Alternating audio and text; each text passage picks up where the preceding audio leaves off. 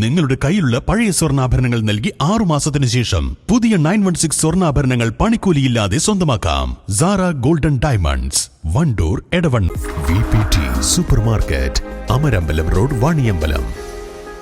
എടവണ്ണയിൽ 5 ton rubber sheet മോഷണം പോയ കേസിൽ 2 പേർ പിടിയിൽ. കഴിഞ്ഞ തിങ്കളാഴ്ചയാണ് കേസിനാസ്പദമായ സംഭവം നടന്നത്. കരുവാരക്കുണ്ടിൽ നിന്നും എടവണ്ണയിലെത്തിയ ടോറസ് ലോറിയിലെ 5 ടൺ റബ്ബർ ഷീറ്റാണ് പ്രതികൾ മോഷ്ടിച്ച് കടത്തിയത്. വാഹനത്തിലെ ഡ്രൈവർമാരാണ് മോഷണത്തിന് പിന്നിൽ. ഡ്രൈവർമാരായ കുറ്റിപ്പുറം സ്വദേശി അനീഷ്, കാസർഗോഡ് സ്വദേശി ഉണ്ണികൃഷ്ണൻ എന്നിവരാണ് പിടിയിലായത്. കഴിഞ്ഞ ശനിയാഴ്ചയാണ് കരുവാരക്കുണ്ടിൽ നിന്നും 5 ടൺ റബ്ബർ ഷീറ്റുമായി എടവണ്ണ തുഞ്ചത്ത് എഴുത്തച്ഛൻ സ്റ്റോറിൽ നിന്നും റബ്ബർ ഷീറ്റ് ലോഡ് ചെയ്യാനായി വാഹനം എടവണ്ണയിലേക്ക് പുറപ്പെട്ടത്. അഹമ്മദാബാദിലേക്കുള്ള ലോഡായിരുന്നു ഇത്.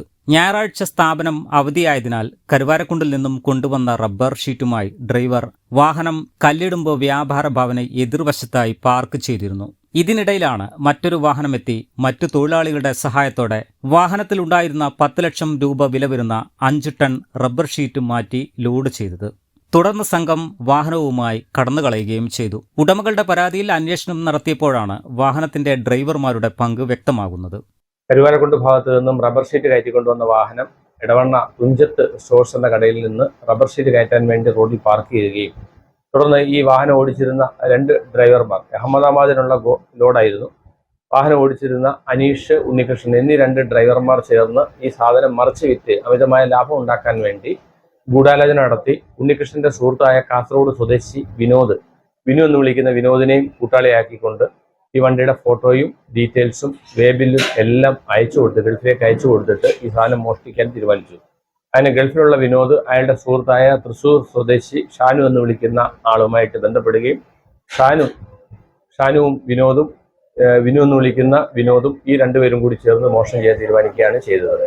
ഷാനു ആകട്ടെ നിരപരാധികളായ അല്ലെങ്കിൽ ഇതുമായിട്ട് ബന്ധമൊന്നുമില്ലാത്ത തന്റെ തൊഴിലാളികളെ പറഞ്ഞുവിട്ട് വാഹനം കേടാണെന്ന വ്യാജേന ഇവിടുന്ന് ലോഡ് മാറ്റി കയറ്റിക്കൊണ്ട് പോവുകയാണ് ചെയ്തത്.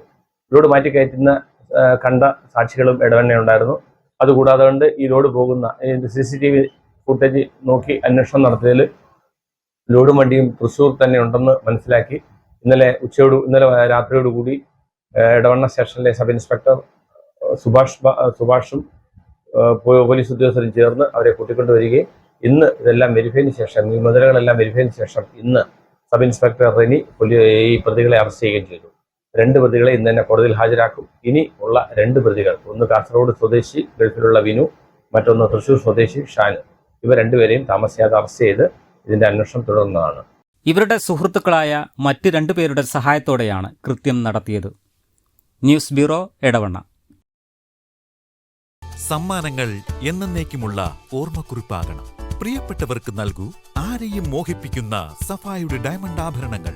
സഫ ജ്വല്ലറി, പാരമ്പര്യം പൊന്നാക്കിയ ആത്മബന്ധം. തലമുറകൾ സാക്ഷ്യം വഹിച്ച വിശ്വസ്ത പാരമ്പര്യവുമായി PAK ഗോൾഡൻ ഡയമണ്ട്സ്.